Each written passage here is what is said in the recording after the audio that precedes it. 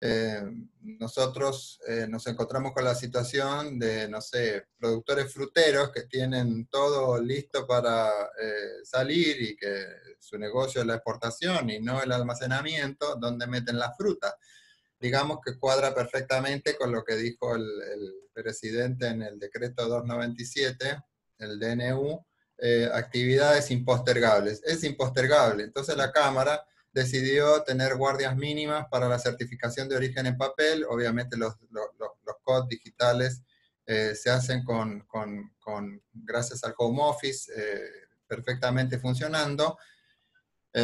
Así que tenemos guardias lunes, miércoles y viernes. Esta semana va a ser lunes, miércoles y jueves por el 1 de mayo el viernes, y la semana que viene va a ser lunes, miércoles y viernes, y si la cuarentena continúa, las guardias van a continuar lunes, miércoles y viernes, en horario reducido, sin contacto con el público. Digamos, lo dejan, recibimos, procesamos, entregamos, sin contacto con el público. Y cumpliendo, obviamente, todos los requisitos sanitarios obligatorios para mantener la barrera sanitaria lo más alta y estricta posible. Gracias, Laura. Bueno, si ninguna empresa, digamos, tiene alguna problemática que quiere expresar acá y contar y ver si entre todos tenemos la solución, le damos paso entonces a Mariano Maltese. Igual después, cuando Mariano termine, además de hacerle preguntas, pueden hacerlas durante la charla y yo las voy recopilando. También después podemos seguir charlando un poco sobre esto que planteé al principio, sobre el tema de Mercosur, y que seguramente más tarde va a entrar Alejandro Vicky, que va a poder hablar un poco sobre eso.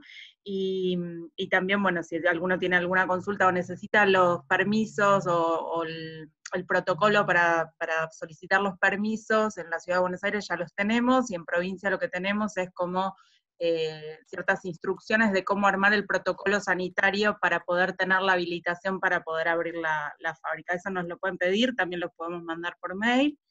Y aquellos que no se inscribieron y que entraron directamente con el link de conexión, también pueden mandarme, voy a poner en el chat mi mail para que puedan recibir las presentaciones.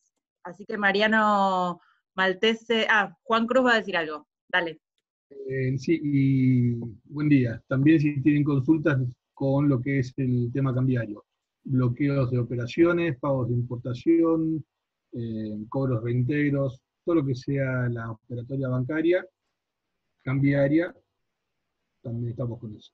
Dale, ¿vos tenés alguna novedad, algo que puedas contar que haya salido nuevo? No, por ahora seguimos todo igual. Volvieron a prorrogar el plazo de los vencimientos de lo que es puntualmente cambiario. El vencimiento de los pagos anticipados de importación no vencen hasta el 10 de mayo, es decir, que hasta el 10 de mayo no hay nuevos bloqueos, y lo que sería permisos de embarque, no hay nuevos vencimientos.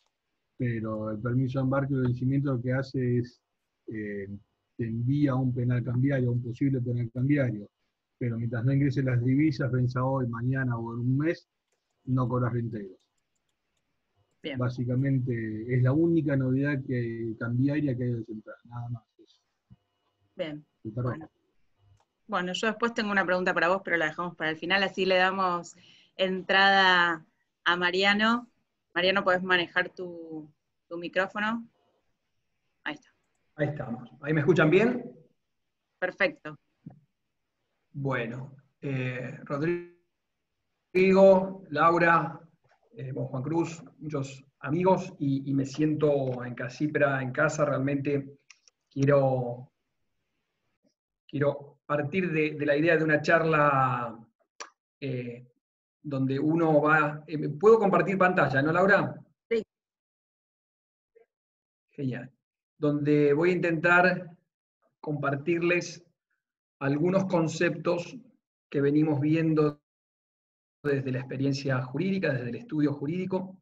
Venimos dando algunas charlas, pero hoy más que nunca tengo que transmitir ciertas incertezas, ciertas dudas, incógnitas que se van a ir dilucidando a medida de que vayamos construyendo la doctrina, vayamos construyendo jurisprudencia.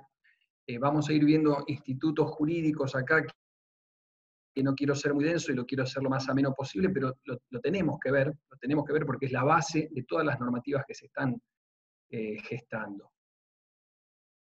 Sin mayores preámbulos, vamos al grano. ¿De qué hablamos cuando hablamos de caso fortuito o fuerza mayor? ¿Por qué traigo este instituto jurídico que después de la unificación del Código Civil y Comercial son sinónimos? No hay más discusión de caso fortuito o fuerza mayor. El 1730 los identifica como un mismo término. ¿Por qué lo traigo? Porque cuando empezamos allá con algún resquicio de normativo sobre el coronavirus, ya arrancó la primera norma en un reconocimiento de que esto era una situación de fuerza mayor. Por ende, las normativas de emergencia que hoy por hoy estamos, significan un reconocimiento estatal de la fuerza mayor. Esto tiene unas consecuencias jurídicas enormes que las vamos a ir viendo, pero todo lo que vamos a tener y discutir sobre la base de contratos que habitualmente veníamos teniendo, tiene una interrupción a partir de este hecho del coronavirus y de lo que significa la fuerza mayor. Como dice el slide, es el hecho que no ha podido ser previsto o que habiendo sido previsto no ha podido ser evitado. Una vez que tenemos esta situación, exime de responsabilidad, excepto que hayamos tenido un contrato que no podemos acogernos a la fuerza mayor, al caso fortuito, o que legalmente haya una dispensa por el tema de la fuerza mayor, cosa que no está ocurriendo en ninguna de estas situaciones, por lo menos en lo normativo. Como dije, los términos caso fortuito y fuerza mayor son sinónimos, y hay tres elementos que ríos de tinta sobre cada uno de estos elementos, pero son esenciales para que exista. La imprevisibilidad, que sea un hecho ajeno, no lo haya provocado yo, y que sea inevitable. Seguimos. Un tema que va a trascender todas las situaciones contractuales que vayamos teniendo interempresarias, son lo que significa la buena fe al momento de plantear nuestros derechos. El deber de prevención del daño, del 1710, nos invita, no es una obligación, a adoptar medidas de buena fe. ¿Esto qué significan los hechos? Yo soy una pyme que empiezo a tener conflictos con mis cheques, empiezo a no poder pagarlos y empiezo a tener incumplimientos a la hora de hacer frente a los cheques. Vamos al ejemplo que sucede a diario. ¿Qué es lo ideal?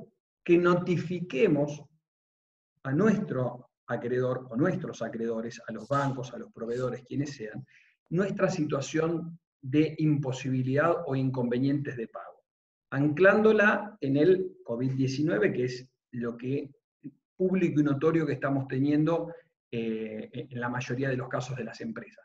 Pero este elemento de notificar y de buena fe anticipar la situación por la cual estamos, nos va a servir de defensa futura. Ya vamos a ir viendo. ¿Cómo andás? Y cuando tenemos, justamente, hay un micrófono ahí abierto, ¿no?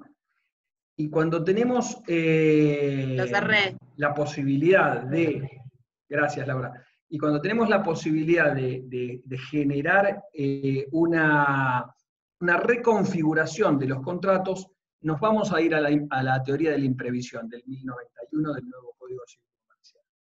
¿Cuándo tenemos esa situación? Cuando nuestras obligaciones se tornen excesivamente onerosas, que hay una alteración extraordinaria, y como veníamos diciendo, que sea ajeno a nuestra voluntad, que no lo hayamos provocado a nosotros la situación.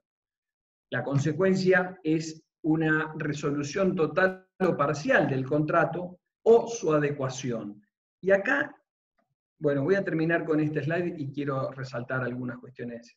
¿Qué es lo importante de la teoría de la imprevisión que nos viene a dar una mano muy importante en las relaciones contractuales. Justamente nosotros, a partir de el nuevo cambio normativo del Código Civil y Comercial, tenemos la posibilidad de readecuar o una adecuación contractual donde nosotros le podemos pedir a nuestros acreedores que nos refinancien las deudas que estamos teniendo. Antes de la reforma del Código Civil y Comercial era algo que la teoría de la imprevisión venía construyendo jurídicamente cuáles eran los alcances. Hoy ya lo tenemos inserto en el Código Civil y Comercial. La posibilidad concreta de pedir a nuestros acreedores que nos refinancien, que se readecue la pauta contractual.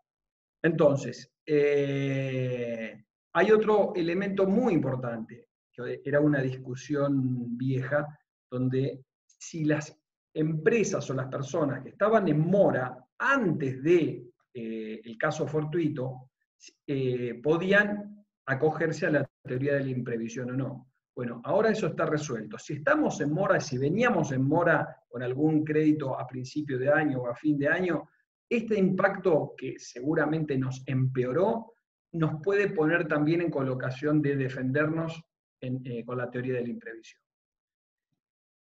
Ojo en los casos donde contractualmente hemos renunciado a la teoría de la imprevisión, porque esto sucede mucho con algunos contratos predispuestos que firmamos y estamos firmando una renuncia a la teoría de la imprevisión, ¿sí? Sobre esto vamos a volver, pero es importantísimo como elemento de defensa este capítulo del Código Civil y Comercial. Ahora bien, vamos a algunos elementos que muchos de ustedes conocen, vamos a ir refrescando. Algunas comunicaciones del Banco Central, ¿sí? Entonces, en este marco de cuarentena se prohíben los intereses punitorios, se prohíben las multas, y de hecho se prohíbe las inhabilitaciones por emisión de cheques con falta de fondo. Esto es importantísimo, es una salvaguarda de las empresas que es contemplada por el Banco Central, donde la enorme cantidad de cheques que están viniendo rechazados sin fondo, no van a tener las multas y las sanciones que la normativa del Banco Central impone que deben tener.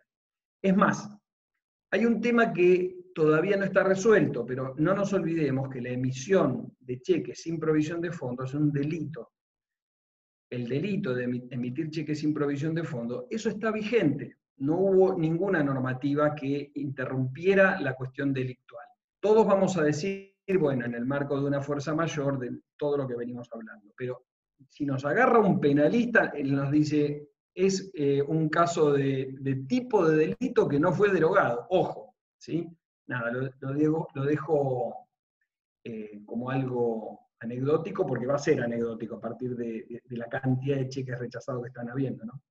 Bueno, otra normativa del Banco Central, que se ampliaron por 30 días más la posibilidad de presentarse al cobro, es decir, a los 30 días normales o legales que tenemos para presentar un cheque al cobro, se ampliaron otros 30 días más. A su vez también se le da la posibilidad de presentar por segunda vez el cheque que ha sido rechazado, el cheque rebotado, lo podemos presentar por segunda vez, ¿sí? Un papel que va a jugar muy importante, sé que acá hay algunos que entienden mucho de finanzas y demás, es la presencia y la estrella de este momento va a ser el e-check. El e-check va a tener una presencia enorme en las transacciones comerciales, ya está empezando a verlo. Entre otros beneficios, es ilimitada la posibilidad de endosos que tiene el e-check, con lo cual ya ahí partimos de una posibilidad de negociación insuperable contra el cartular físico del cheque, ¿sí? Y la posibilidad de negociar en bolsa que tiene el e-check va a ser de una agilidad muy, muy superior al físico, ¿no? Seguimos, entonces, los bancos a su vez también van a poder dar financiamiento a empresas que estén con deudas previsionales. Recordemos, los que no están tan habituados a las normativas del Banco Central, pero el Banco Central venía siendo muy estricto con el cuidado de las empresas o los sujetos que eran sujetos de empréstitos, ¿sí? Entonces, ahora eso se flexibilizó mucho, con todo lo que estamos viendo, y de hecho, una de las pautas que se fijó el Banco Central es que el régimen de morosos, o la base de datos de morosos que ellos tienen con las calificaciones hasta 6, que es el incobrable, eso no va a estar en funcionamiento durante este periodo, por lo cual no va a haber una calificación negativa por los cheques que vengan sin fondo.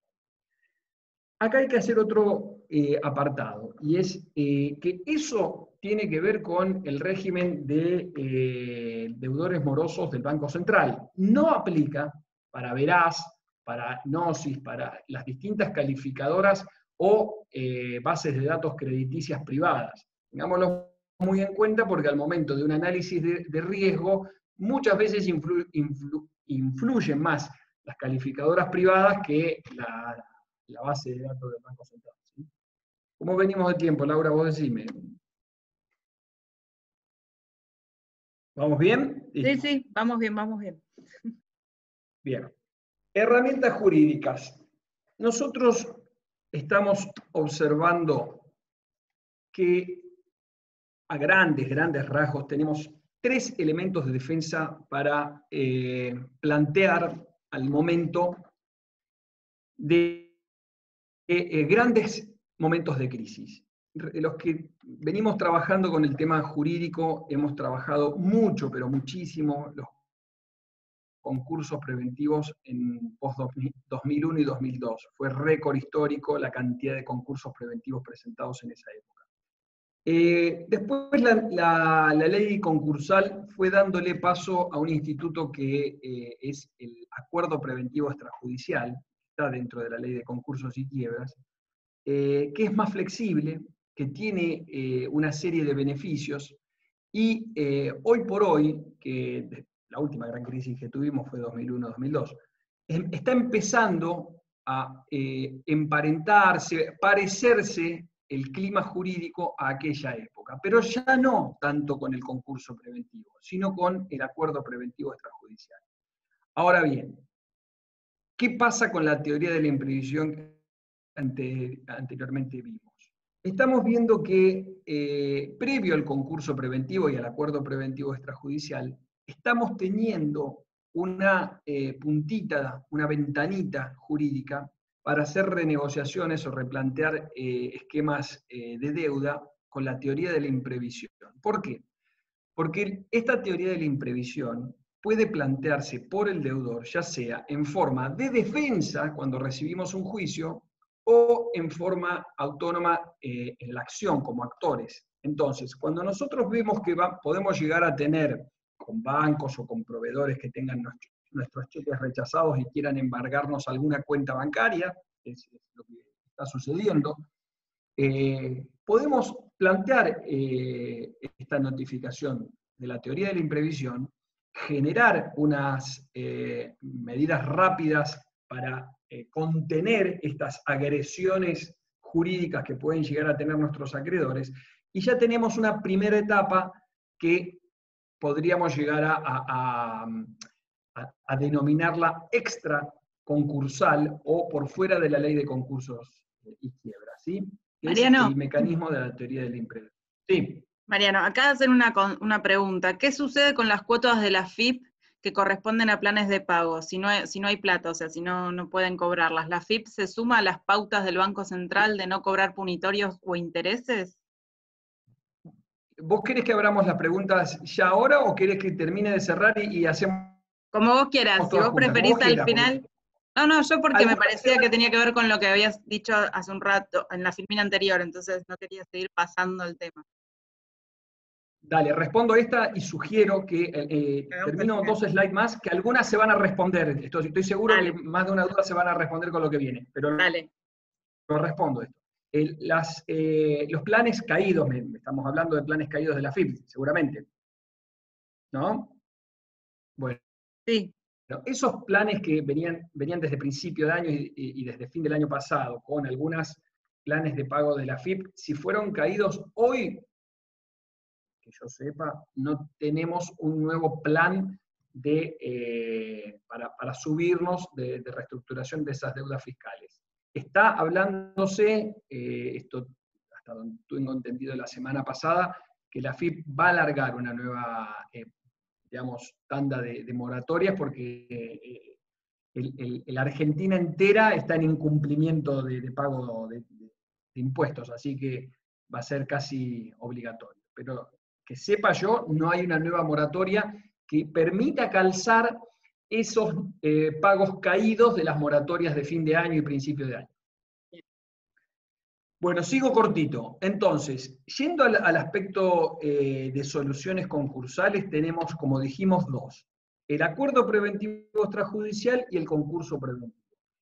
Nosotros consideramos que la instancia de probar con el acuerdo preventivo judicial es muchísimo mejor, por la diferencia que estamos viendo en pantalla. Es un mecanismo que permite extrajudicialmente, sin estar con ningún juez de por medio, hacer acuerdos con nuestros acreedores. Entonces, luego llevamos esa cantidad de acuerdos que hemos logrado para que el juez homologue, y aquellos acreedores que no nos prestaron la conformidad, si logramos determinadas mayorías, le podemos imponer el acuerdo de refinanciación, ¿sí? Es muy parecido al concurso preventivo, pero toda la etapa de negociación se hace extraconcursal. Entonces, por eso, acuerdo preventivo extrajudicial, ¿sí? Entonces, es informal, porque vamos a tener negociaciones informales por fuera de lo que es, en cambio, el concurso preventivo tiene formalidades con periodos de sospecha, periodos de verificaciones de crédito, tiene una serie de etapas que cumplir, cosa que en el acuerdo preventivo no la vamos a tener.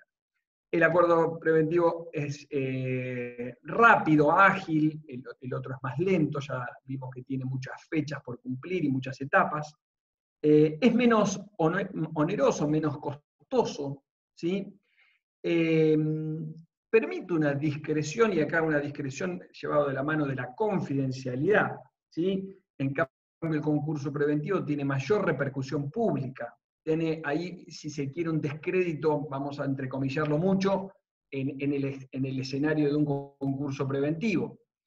En el acuerdo preventivo extrajudicial es muy importante esto, y nos preguntan mucho, no tenemos sanción de quiebra por el incumplimiento del acuerdo preventivo extrajudicial. Una vez que ha sido homologado ese acuerdo preventivo, nosotros tenemos individualmente con cada acreedor que cumplirle lo que prometimos. ¿Qué pasa si no cumplimos? En el acuerdo preventivo extrajudicial vamos a tener a acreedores individuales que van a tener la posibilidad de ejecutarnos ese acuerdo. En cambio, en el concurso preventivo, si no cumplimos con lo que habíamos prometido, nos vamos a la quiebra. Es distinto, es distinto. En el caso del acuerdo, voy a hablar de APE, se le dice APE al acuerdo preventivo extrajudicial. En el caso del APE no hay participación de la sindicatura, en el concurso preventivo sí, con lo que implica la inserción de un síndico en nuestras cuentas. Todos sabemos que la sindicatura concursal tiene mucha injerencia en nuestra actividad en una empresa concursada. Y por último, bueno, tiene que ver con lo que dije anteriormente, la injerencia en nuestra actividad. Última filmina y abrimos a preguntas. Algunos de ustedes fueron víctimas de nuestro formulario de encuesta que hemos hecho.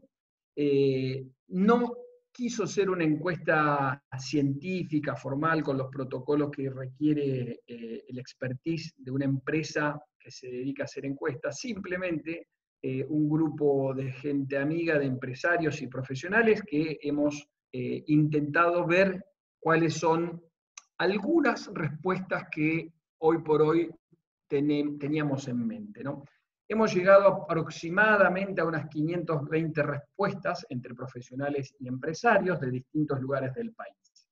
Tres preguntas y tres respuestas se las quiero traer acá hoy para cerrar lo que es mi disertación, porque me parecen que dan al perfil de lo que nos convoca, que son ustedes las pymes, ¿sí? Por un lado, preguntamos, si usted es empleado, ¿aceptaría la reducción de su salario? Estas pregunta la respondieron 383 personas, y por el tal vez, que es el 44%, 168 personas. Por sí, el 95 personas, 25%, y por no, 120. Con lo cual, acá tenemos que el 70% está entre el tal vez y el sí, y el no lo tiene el 30%. Esto está en la práctica sucediendo. Los sindicatos que prestan conformidad para la reducción de salarios, y vamos a verlo durante todo este año, que esas discusiones van a ser relativamente sobreentendidas, que para conservar el puesto de trabajo hay que reducir salarios. Entonces, esta fue una primera respuesta. Otro aspecto que como abogados teníamos en duda: ¿qué pasaba con respecto a los acuerdos preventivos y los concursos preventivos? El APE y el concurso preventivo, que recién lo vimos. Si las empresas estaban con alguna inquietud al respecto. Acá las respuestas fueron 425 empresas respondieron, por tal vez 186, por sí 66, por no 173. Es decir, representa tal vez y sí, esta cuestión más para la positiva, el 60%, y el no, el 40%. Y por último, acá fuimos más genéricos, más si pensaba que la empresa podía llegar a tener conflictos judiciales, de cualquier índole, ¿sí? Para tener un termómetro de la sensación de los empresarios, cómo veían el conflicto judicial. Acá respondieron 438 empresarios, y por tal vez 204, por sí 121 y por no 113. Eso representa, por la positiva, juntando tal vez y sí, 74.2, y por el no, 25.8. Esto fue todo. Abrimos a preguntas.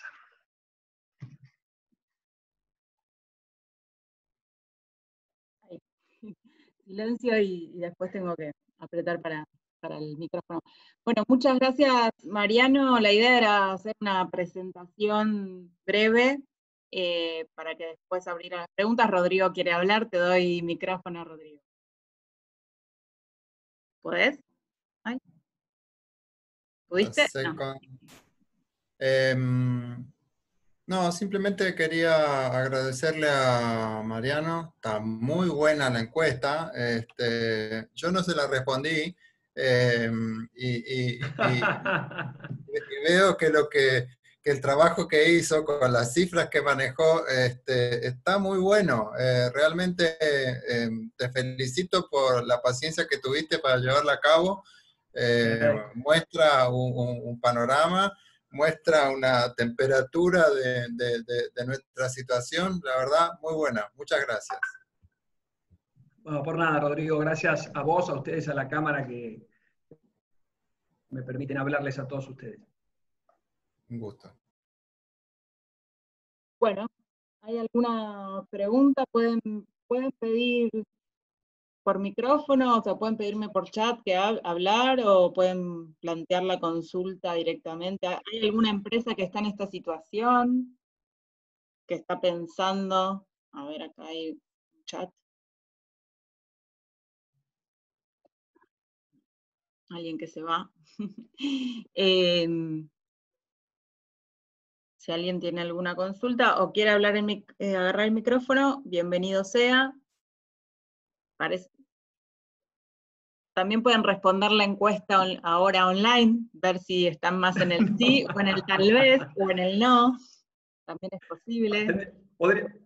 Podríamos haber traído el formulario. Sí. Se puede a veces hacer encuestas acá desde Zoom. A la próxima lo armamos. Si alguno va pensando a lo mejor alguna pregunta, si es que les genera inquietud, reconozco que la temática que yo traje no es de COMEX, con lo cual habitualmente ustedes tienen más eso en mente.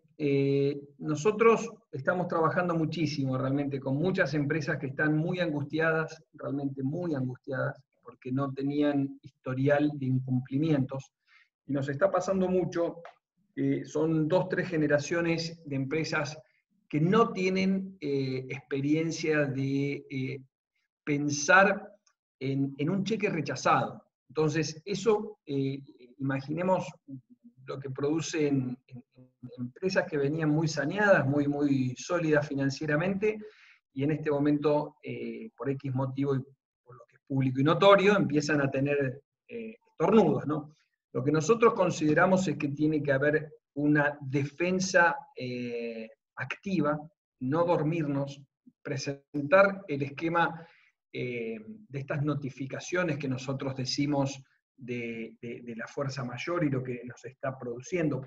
Nosotros tenemos muchos casos en los cuales les estamos redactando mails, les estamos redactando cartas, pero la notificación de la situación que estamos viviendo jurídicamente es una defensa futura muy fuerte, porque nosotros, el viejo dicho, el que avisa no traiciona, tiene consecuencias jurídicas a favor. Entonces nosotros, generando notificaciones, avisando de la situación de caída de ventas, abriendo que se cayeron en tanto porcentaje con tal situación, explicando eso, en un eventual juicio, especulamos nosotros, no sé qué va a pasar porque honestamente no tenemos jurisprudencia sobre el coronavirus, la realidad, pero especulamos con que hasta podemos llegar a ponerlo de defensa para un levantamiento de un embargo. Lo que está sucediendo ahora con todos los cheques caídos es que están empezando a haber embargos de cuenta bancaria. Ese es el gran cuco y el gran temor de todas las empresas, porque la mayoría tiene muchos cheques rechazados y empiezan a mirarse para los costados porque todos están con cheques rechazados, pero los que quieren cobrar ya están empezando a meter los juicios. Entonces, estas estrategias de defensa, poniendo sobre la mesa notificaciones genuinas, de buena fe, tienen premio, o deberían tener premio judicial, les cuento de acá un mes o 2, pero por lo menos en el Código Civil está puesta esta situación. Bien.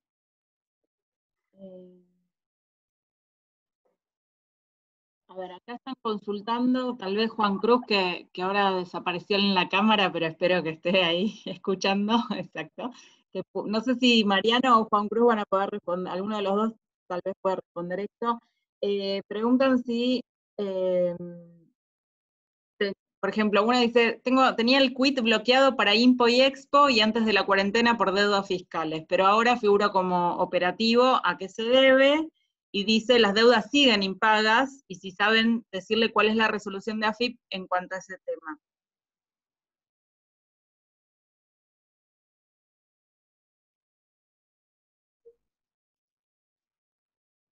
Pará, ahí, ahí.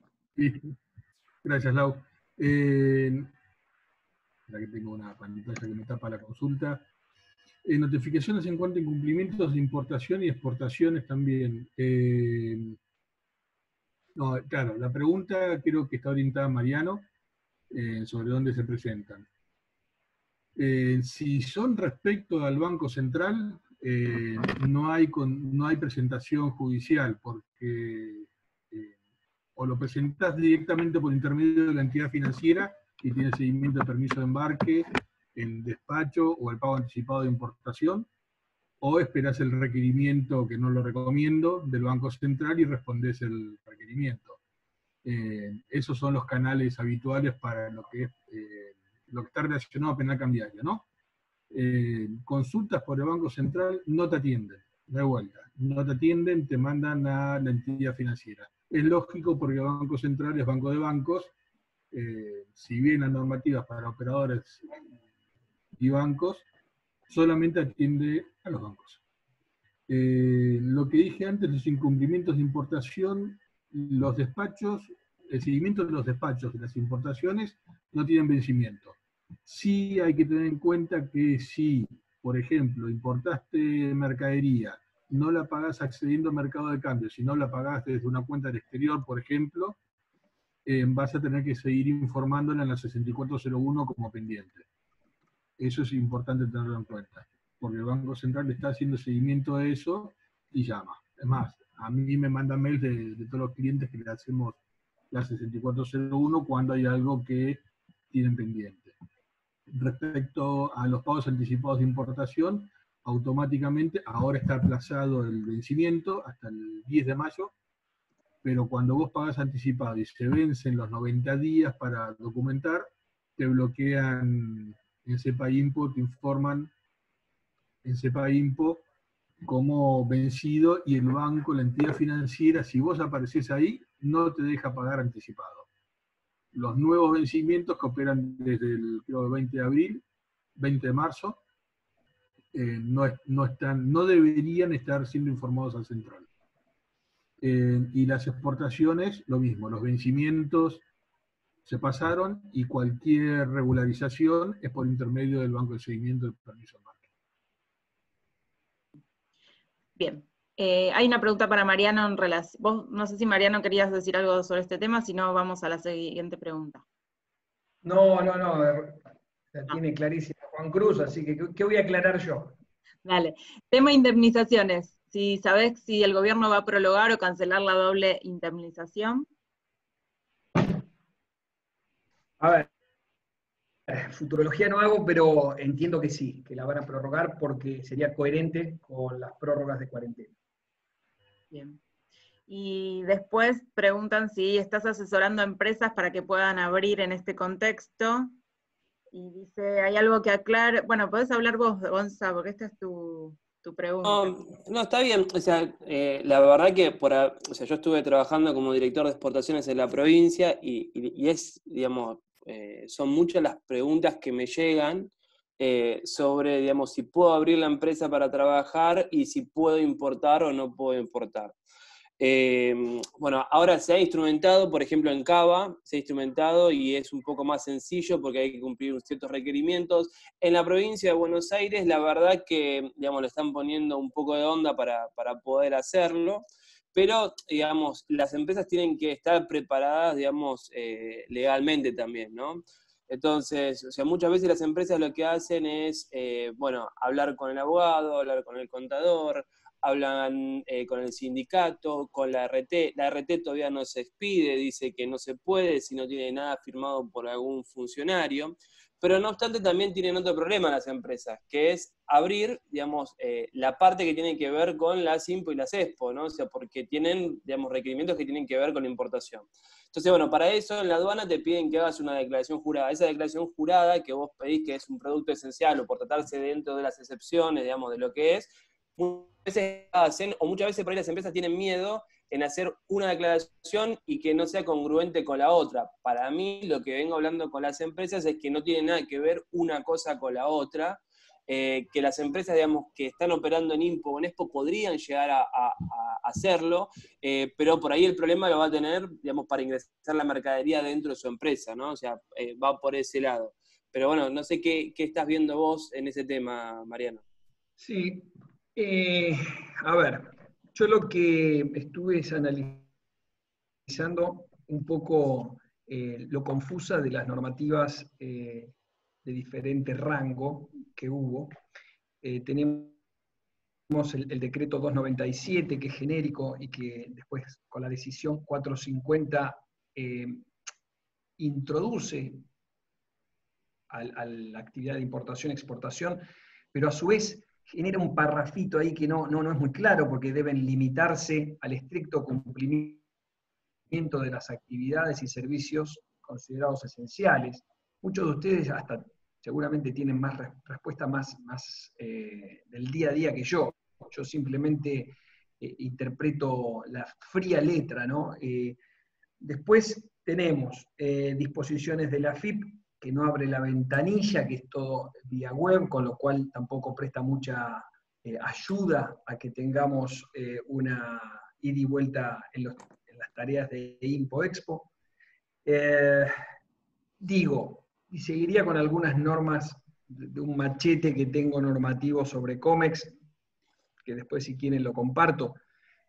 A mí no me queda claro cómo en la práctica ustedes, a lo mejor Rodrigo, o vos mismo, Gonzalo, Juan Cruz, están teniendo con esta confusión normativa y con esta posibilidad de trabajar, pero ojo, solamente lo esencial, y cuando lo esencial no está exceptuado. Después con esto voy redondeando, ¿no?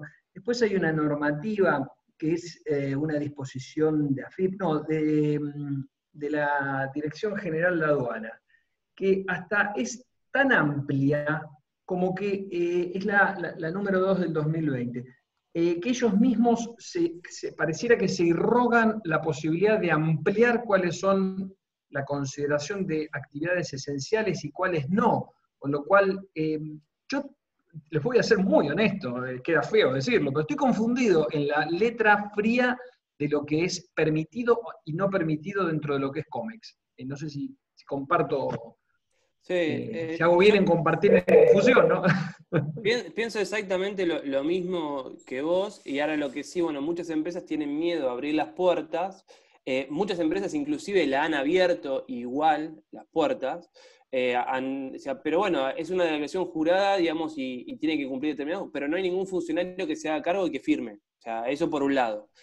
Por el otro lado, digamos, en la parte, digamos, aduanera, si bien tenemos, digamos, extensiones en los plazos del forzoso, digamos, con respecto a lo que son las importaciones, por ejemplo, o lo que son, digamos, para presentar, digamos, para poder cruzar las exportaciones dentro de lo que es la parte de exportación, si uno tenía hecha una exportación y después la quería cargar sobre el buque, bueno, se han extendido esos plazos, pero el problema está con las marítimas también, ¿no? O sea, y las marítimas no forman parte de, digamos, de todo este, digamos, delay que estamos teniendo con la pandemia. Entonces, bueno, hay mucho que se va al derecho privado, y bueno, por sobre todas las cosas es que lo que veo es que las pymes muchas veces, digamos, se tienen miedo a poder operar, pero o sea, la parte, digamos, legal para poder trabajar y la parte de aduana van por dos canales totalmente distintos. Es como que la declaración jurada que uno pone en aduana, o sea, no tiene que ver con la declaración jurada para poder operar. Es más, tranquilamente podría hacer una declaración de que es esencial, lo lleva a un depósito de su transporte, lo deja ahí y por lo menos se evita, digamos, de tener problemas posteriores que tienen que ver con el egreso de la devolución de los contenedores y todos los problemas que vienen después con las marítimas. Yo lo que tengo para así decir en rubros generales, no solamente el tema de COMEX, que este es un momento para los audaces. Tal cual. para los que interpretan en forma amplia las leyes y los que se mandan. Porque por otra parte, a ver, no me tomen literal, pero pienso esto si yo fuera empresario. No hay sanciones por los incumplimientos, o no están claras las sanciones para mí. Y cuando una norma no plantea una sanción específica, es una norma abierta que se dificulta el cumplimiento de la norma. ¿Se entiende lo que digo? ¿Qué pasa si yo interpreté que mi actividad es esencial porque hay un renglón que me ayuda a esa interpretación? ¿Cuál es la sanción por mi interpretación errónea? No está prevista, no hay nada. ¿Se entiende lo que digo? Sí, mira, el otro día en la resolución 79 salió justamente que los exportadores para poder circular tienen que demostrar que tienen una operación con una orden de compra. Es decir, que tenés que tener una orden de compra y haber exportado en el 2019 y en el 2020. Si necesitan una orden de compra, yo les consigo orden de compra. Claro. Sí. Ahora, ¿quién te la va a controlar? ¿El policía que te detiene te va a controlar que es una orden de compra válida? Te va a pedir seguramente un formato que diga orden de compra. Si vos tenés un mail o un contrato en orden de compra, sabemos que el mail actúa, si tiene todos los requisitos, actúa de orden de compra y el contrato actúa como orden de compra. Y ese policía, si no lo entiende y no tiene conocimiento de comercio exterior, que no tiene por qué tenerlos, puede actuar. Y ahí lo que dijo Mariano, ¿cuál es la sanción? No queda claro. Y ahora ahí para circular, pero o sea, yo creo que para circular no va a haber problemas, porque además ya está el permiso para circular si estás en una empresa, si trabajas en una empresa que exporta. Ahora, el tema es, yo me pregunto, o me preguntaba antes, digo, ¿quién va a ir a cerrar una fábrica hoy porque no tiene el permiso para estar abierta? ¿Quién se anima? Digamos, ¿qué organismo se va a animar a hacer algo así? Y por otro lado, el tema de, yo creo que si hay un acuerdo con tus empleados de abrir, ya sea al 100, al 70, al 40, y estás, digamos, en comunicación con el sindicato y con la cámara sectorial, yo calculo que si están los acuerdos dados, más allá de que tengas o no el permiso, vas a poder trabajar. Obvio que igual siempre está ese riesgo, ¿no? De, bueno, no tengo el permiso, igual abro, a pesar de tener todos los acuerdos internos, por esto que no hay una multa, digamos, no se sabe. Rodrigo. Yo quiero aportar algo, ¿no? O sea, por ejemplo, a mí me consultan por una empresa que está acá en Ciudadela. Bueno, tiene 200 empleados. O sea, alto problema, ¿no? Cuando vos hablás del tema de ser audaces, sí, ser audaces uno es audaz. Pero ¿qué es lo que pasó? Cuando hicieron la consulta, el sindicato estaba de acuerdo, el municipio miraba y de alguna forma estaba de acuerdo, pero la RT se abrió totalmente en la situación. Sí, por decirlo. Y bueno, la realidad es que, bueno, por ese lado, o sea, si bien puede haber, digamos, una cosa es abrir la empresa, digamos, con dotaciones mínimas, con personal jerárquico, hasta cierto punto, pero otra cosa es poder abrir la empresa y trabajar con los empleados, siempre y cuando las RT, digamos, lo permitan, ¿no? Entonces ahora las RT están diciendo de que sí o sí tiene que haber el problema de la audacia de producir o no producir. Pero ojo, eso no tiene nada que ver con poder abrir la empresa, tener dotaciones mínimas, poder recibir mercadería, poder preparar algún pedido, que trabaje en dotaciones jerárquicas, lo que sea, ¿no? Sí, el tema de RT. Habla, Mariano.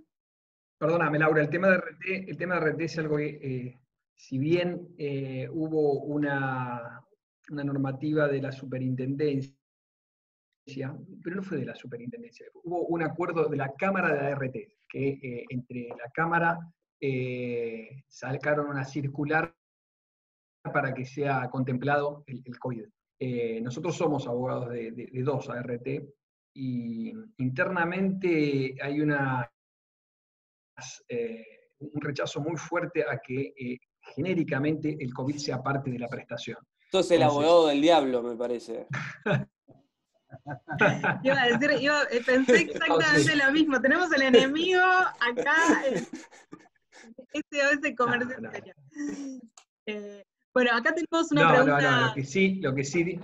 Dale. Perdón, con esto cierra. Lo que no hay duda, pero una cosa es la enfermedad del COVID y otra cosa, de lo que no hay ningún tipo de duda es con el accidente laboral. Eso, si estamos haciendo tareas de estibaje o lo que sea y hay un accidente, eso no sí o sí entra en el seguro de RT.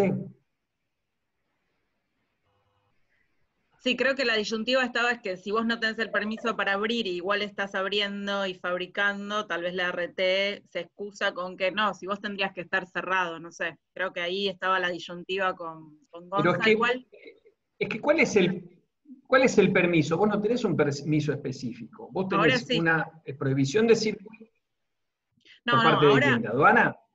No. Ahora, el último decreto que salió el sábado, se dijo que las fábricas que tengan, que exporten o que sean de una industria específica, van a poder abrir para fabricar. Entonces, lo que después pasó fue que se retrasó el protocolo para abrir. O sea, no se sabía cómo hay que hacer porque tenías que pedir permiso al Ministerio de Desarrollo Productivo. Ese permiso no se sabía cómo se iba a hacer. La Ciudad de Buenos Aires ya sacó la normativa. Tenés que presentar determinados papeles a un mail, ese mail te tira un expediente y a partir de ahí tendrás que esperar. Eso por un lado. En la provincia de Buenos Aires no hay un camino para pedir el permiso. Lo que sí te van a exigir es que si vos vas a abrir, y porque exportás o porque perteneces a una industria específica, tengas el protocolo sanitario. Sí, sí, eso está siendo genérico. Sí, pero en Digamos, provincia de Buenos Aires, para en que la ciudad de Buenos Aires cobertura. es distinto. Acá tengo una pregunta en relación a algo que habías dicho antes, para volver un poquito en ese tema. Bueno, dicen, muy buena presentación, coinciden que el APE es la herramienta, pero ¿cómo pueden blindar a la empresa de medidas cautelares durante la negociación? Pregunta. ¿Cómo pueden, a ver? ¿Cómo pueden blindar a la empresa durante las negociaciones? Durante la negociación. No, está bien la pregunta porque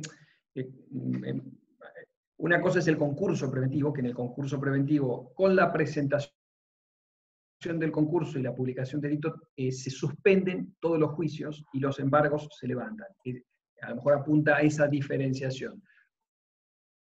Con el APE no tenés esa salvaguarda, por eso las empresas que se puedan llegar a incursionar en un caminito del APE, tiene que ser bien temprano y no ya cuando estás asediado por tus acreedores. Cuando ya tenés muchos acreedores arriba tuyo, es muy difícil pensar en un APE.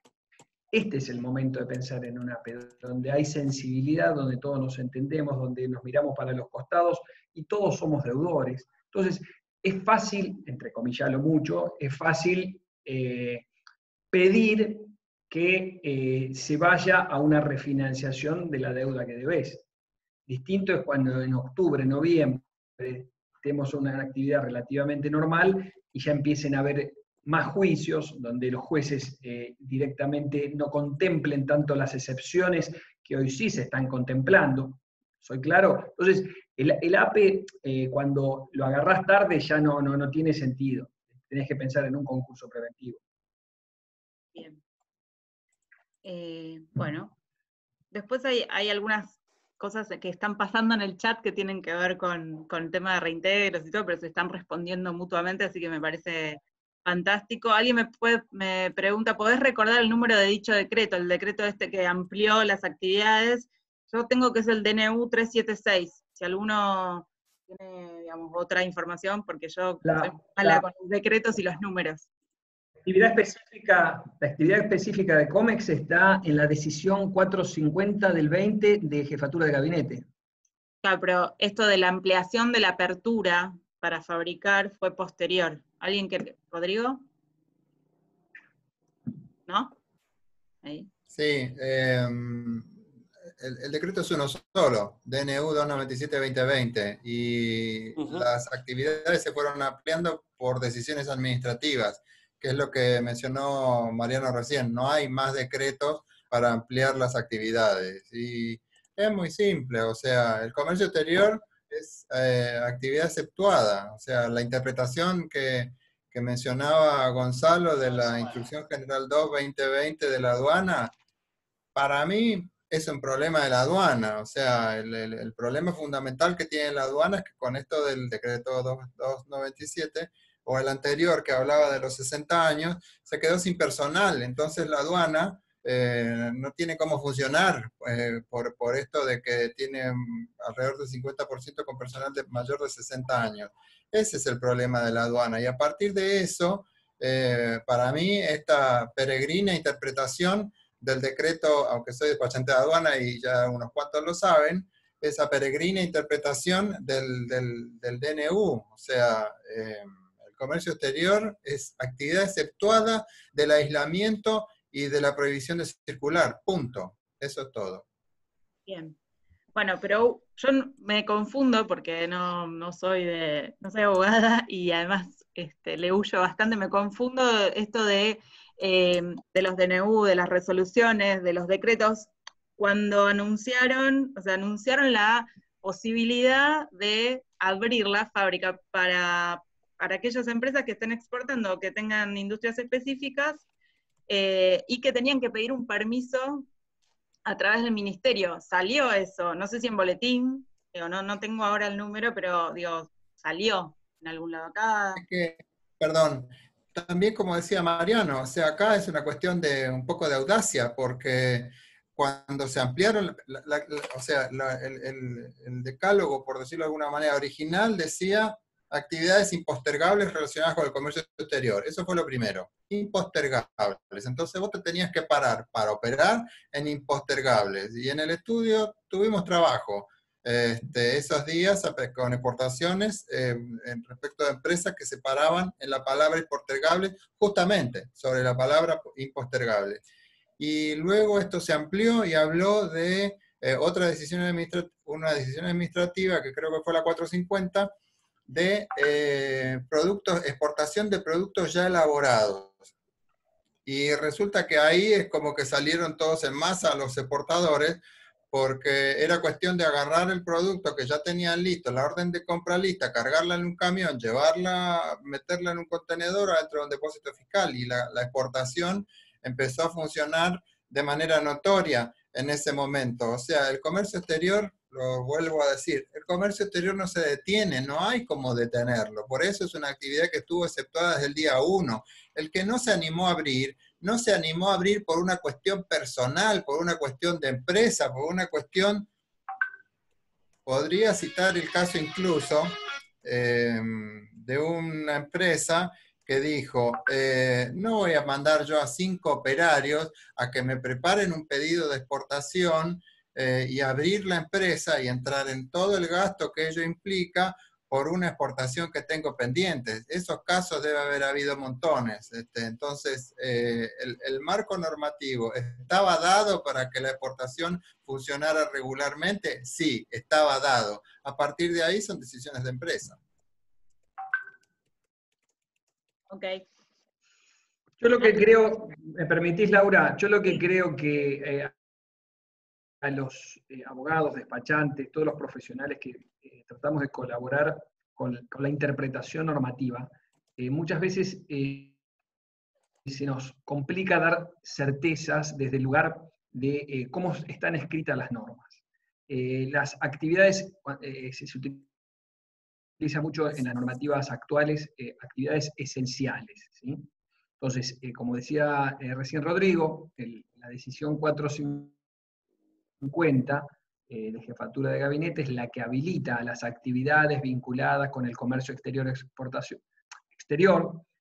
Dice exportaciones de productos ya elaborados e importaciones esenciales para el funcionamiento de la economía. Y renglón seguido dice, ojo, deberán limitarse al estricto cumplimiento de las actividades y servicios considerados esenciales, con lo cual abre la puerta y después la cierra, y después, insisto, hay normativas que no ayudan, de aduana, de AFIP, donde esa situación de esenciales pareciera que está vinculada a toda la impo-expo de lo que ya se declaró esencial en decretos que fueron ampliando las actividades. Si uno se pone a pensar qué es esencial para el Estado, y esencial serían aquellas actividades que fueron exceptuadas para la circulación, podría ser una interpretación. Otra interpretación me deja liberado a mí, a decidir qué es lo esencial y lo esencial, ¿se entiende? Y vuelvo a decir, con esto cierro, que me da cierta tranquilidad que no haya sanciones específicas si la actividad la realizo. Eso, la verdad que es de las primeras veces que no veo directamente una multa o una sanción específica, por lo cual, si no tengo grandes sanciones como a mi hijo, no hagas esto, y pues está esperando, ¿qué pasa si lo hago? ¿Qué haces? ¿Cómo andas? Hey. Bien. Estoy justamente ahora para Silenciar el micrófono. Ahí está. Rodrigo, ¿vas a decir algo? Estoy de acuerdo con lo que dice Mariano, pero el decreto 297 habla de las actividades declaradas como esenciales, y las actividades, nosotros, el comercio exterior, estamos en el inciso 15 del artículo 6º. Nos declaró el decreto original como actividad esencial. Por eso digo, lo que sucedió después respecto de las empresas que no operaron, para mí es una decisión de empresa, porque además, a pesar de la confusión que sembró la Instrucción General 2, en la manera de operar, porque no estaba articulada, marcaba procedimientos esa Instrucción General. Decía que la aduana, el servicio aduanero, atenderá prioritariamente a las destinaciones que tenían que ver con la interpretación que ya le empezaba a dar la aduana a lo que era o no era esencial. Pero en todo caso, esa instrucción también decía prioritariamente. Así que si yo llevaba mi destinación al puerto, al aeropuerto o al depósito fiscal y algún funcionario aduanero osaba decirme que mi destinación no iba a poder tener curso, ahí nomás era cuestión de sacar la Instrucción General 2 y decirle, disculpe, acá dice prioritariamente, así que yo no tengo ningún problema que me deje a mí para el final en función de su interpretación del DNU presidencial. O sea, acá hay una cuestión de fondo que tiene que ver con cómo se posiciona uno frente a la normativa respecto de las represalias, porque también la Argentina es el país de las represalias. Entonces, si yo tengo normativa que me ampara, es cuestión de darle para adelante. Y muchas empresas se perdieron la oportunidad en este periodo, muchas. Es todo. Bueno, yo ahí compartí el boletín oficial donde decía esto que yo les comentaba anteriormente, de que tenían que pedir un permiso para abrir la fábrica. Ahí se los compartí para que lo tengan. Acá me preguntan sobre el protocolo de seguridad para la habilitación en capital. Lo vamos a mandar por mail a todos, aunque haya algunos que sean de provincia, y también el de seguridad y higiene de provincia, que mandó provincia, también se lo vamos a mandar diferenciado para que cada uno vea lo que hay. Y en todo caso, si a pesar de eso hay consultas, nos avisan. Nosotros estamos abriendo un canal con la Ciudad de Buenos Aires, o sea, buscando en el gobierno de la Ciudad de Buenos Aires quién se encarga del tema, para poder tener este canal de comunicación y en todo caso también pasárselos a ustedes, porque las consultas van a tener que ser directamente desde la empresa. Pero también, y también de la provincia, que bueno, Gonza viene trabajando ahí, hay gente que quedó, así que con la cual también podemos hacer consultas para aquellos que tengan dudas o que sepan. Pero bueno, dicho todo esto y siendo las 12:10, más o menos generalmente nosotros cerramos 12:15, depende la cantidad de consultas que haya, los estaríamos esperando el miércoles que viene. Mariano, mil gracias por toda la exposición. Me parece que más allá de, este ciclo se llama SOS Comercio Exterior, nuestra idea es, más allá de lo que, de si se levanta en algún momento el aislamiento o no, continuar con este ciclo online, donde vamos a seguir con estas consultas, porque me parece que en la diaria se generan siempre consultas de comercio exterior, ya sean en temas de bancarios, en temas de AFIP, en temas de legales, en temas de operatoria. Tenemos un equipo de colaboradores externos que siempre están en este ciclo y queremos que sigan estando, así que me parece que es un espacio que se inició ante la emergencia, pero que vino para quedarse. Aquellos que tengan dudas, nosotros vamos a mandar la presentación de Mariano. Mariano igual acá está pasando los datos, pero vamos a pasar también la presentación para que la tengan todos con los datos de él. Y también les pedimos que si ustedes, digamos, hay algún tema en comercio exterior en general que tienen consultas o dudas o les gustaría que nosotros profundicemos, nosotros conseguimos al especialista y lo invitamos a participar, así que también abrimos el temario para que aquellas empresas que les interese también nos digan hacia dónde bucear los próximos encuentros. Así que desde mi lado, muchas gracias a todos por participar y le doy la palabra a Rodrigo para que cierre la reunión.